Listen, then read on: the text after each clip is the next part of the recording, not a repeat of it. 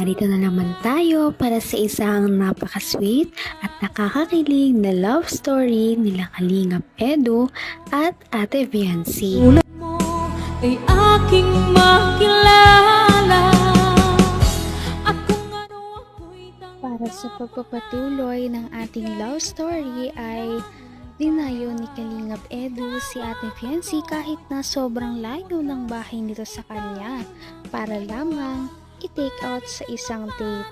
At pinaalam niya si Ate Viancy at nakakatuwa dahil pumayag din naman ang mama ni Ate Viancy na sumama siya kay Kalingap Edu.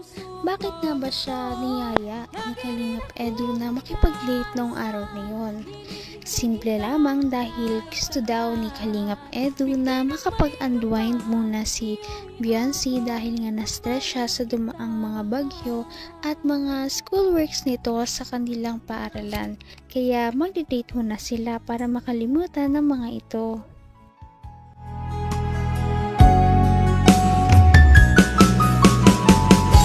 ang nais ko lang. Marami ka pang dapat gawin. Ay, wala yun. Yun pag ano na yan. Okay lang yun kahit pa mag-ganon ako. May oras ako para sa'yo. Saka kung hindi naman talaga kaya, pwede ko namang itigil yung ginagawa ko eh. Alam mo yun. Isa pa. Nangako naman ako sa'yo, di ba? Tanda mo pa? Nahihintayin kita.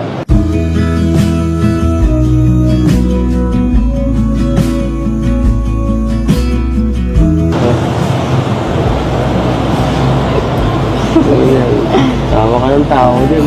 Kanina ka pa pinagtawanan mo ako. Seryoso ako ah. Seryoso din naman ako Seryoso ba yan?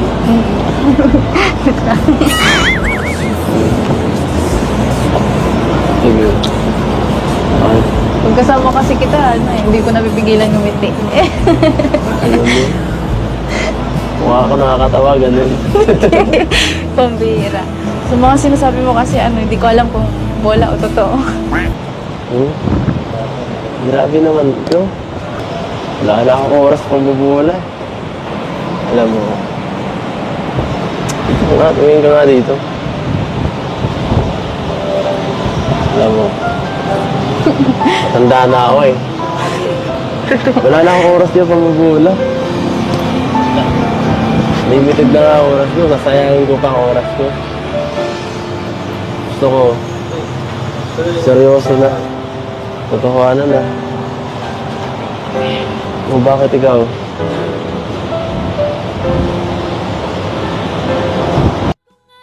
Dito natin mararamdaman kung gaano kasincere ang nararamdaman ni Kalingap Edu kay Ate Viancy dahil kahit na may trabaho ito at marami siyang mga beneficiaries na tinutulungan at binibisita ay syempre hindi niya nakakalimutan na bigyan ng oras si Ate Viancy at dahil dito ay kinilig ang dalaga. Eh di... Hintayin kita. Okay.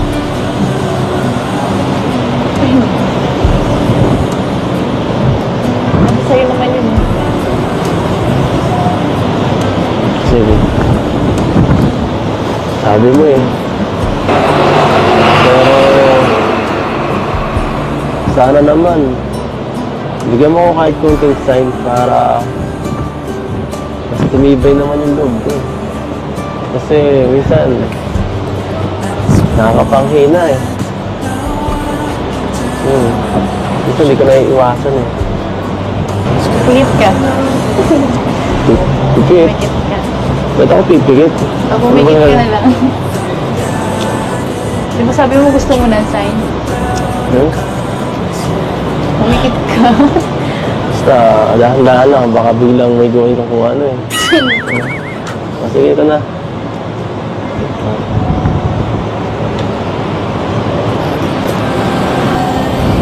Anong gagawin mo? Cause baby you stayed on the ground while I was Lord! Inom mo na kasi yung velvet, bago pagkain eh. Oo, pagkain mo. Hihila ka naman. Pasensya na kasi oh. Yung sasabihin sa akin si Biancy yata eh. Tumarang ka naman sa daan, walang hiya ka. Ano ba yun? Ako ko sa'yo, tumatalsik yung laway mo. Sabi na nga din. Ayun na po yung sign. Yun na yung sign. Ano sa iba yan? Ano bang ginawa mo? Ayun na yung sign. Ay. Ang dami mo palang nanan. Siyempre, mahirap makuha ang isang bagay kapag hindi ito pinaghihirapan. Kaya sabi ni Kalingap Edu ay hihintayin niya talaga si Ate Fiancy kahit na anong mangyari. At dahil dito ay na-assure din si Fiancy na meron talaga siyang aasahan kay Kalingap Edu. Kita mahal. Wala yung ganun talaga. Kaya dalawang isip na ako eh. Ay, guys lang. Kaya dalawang isip ako mag-love team. Masyado na ako nasaktan eh. Ilang ulit na eh. Baka umusa ka pa eh. Okay. Biro lang. Alam ko naman eh. Na kabita ka lumuman mo. Pang ano lang yun. Para maging tawag dito. Sobrang swerte ko sa'yo. Kaya ako na ano sa'yo. Nabibiyaan ng mga kung ano-ano. Swerte po ako sa'yo. Talaga. Basta. Pag dumating yung punto na sawa ka na sa akin, tapos tumingin ka nga dito. Tumingin ka na sa akin. Kasi seryoso itong sasabihin ko eh. Yun nga, kapag dumating yung araw na sawa ka na sa akin, yan, tapos hinahanap kang iba, ayaw mo na magpa-love team. Okay lang, matatanggap ko yun. Okay. Basta magkatan dyan ka pa. Nagawin ko yung ano ko. Lahat ng effort, lahat ng kaya ko. Seryoso mo naman. Siyempre, ayaw ko naman yung ano. Nakakabigla ang mga sasabihin ni Kalingap Edu dahil ngayon lamang siya parang naging sobrang seryoso sa isang bagay kapag nag-uusap. At ano kaya ang kanyang mga iba pang sasabihin? Dito kasi ay malalaman niya si Fiancy kung ano talaga kanyang tunay na nararamdaman. At ito na nga ang revelasyon na sasabihin ni Kalingap Edu. Abot kamay na kita. Para maging tawag dito. Sobrang swerte ko sa'yo. Kaya ako na ano sa'yo. Nabibiyaan ng mga kung ano-ano. Swerte po ako sa'yo. Talaga. Basta. Pag dumating yung punto na sawa ka na sa akin, tapos tumingin ka nga dito. Tumingin ka na sa akin. Kasi seryoso itong sasabihin ko eh. Yun nga, kapag dumating yung araw na sawa ka na sa akin, yan, tapos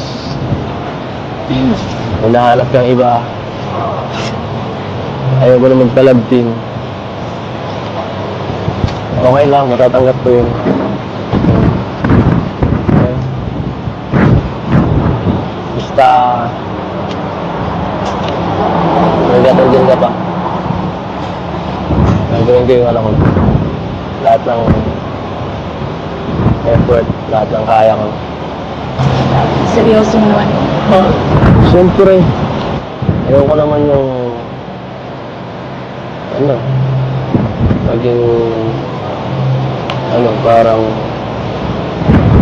mag-isip lang kung ano, tapos sayang oras, tapos, tsaka, mas okay yung, ano, yung sabihin mo, di ba? Kahit nakasakit, okay lang, at least, isahan lang, at least, tapos na agad, di ba? Kaya, panghahanap ka ng ibang kalabting dyan sa Kalingap mo. Si Arjun, huwag naman sana. Sabi ka lang kung gusto mong kapalitan. Kung naaawa ka Dito natin makikita kung gaano talaga kaseryoso si Kalingap Edu, dahil kahit na meron na ngang ibang magustuhan man si Ate Viancy sa future, ay talagang okay lang sa kanya basta masaya si Ate Viancy. Ngunit hindi naman natin alam kung mangyayari talaga yon, dahil napakalakas ng kanilang chemistry at mukhang gusto din naman siya ni Ate Viancy. Napaka-sweet talaga nila at napakabait ng tambalang ito, kaya maraming sumusuporta. Kaya naman, sana ipatuloy natin silang suportahan at mahalin si Viancy, si Kalingap Edu at ang Kalingap team. Yun lamang at maraming salamat sa panonood. Abangan natin kung magkakatuluyan ba talaga si Kalingap Edu at Viancy. Hanggang sa muli. Bye! Ngayon'y abot kamay na kita. Mahal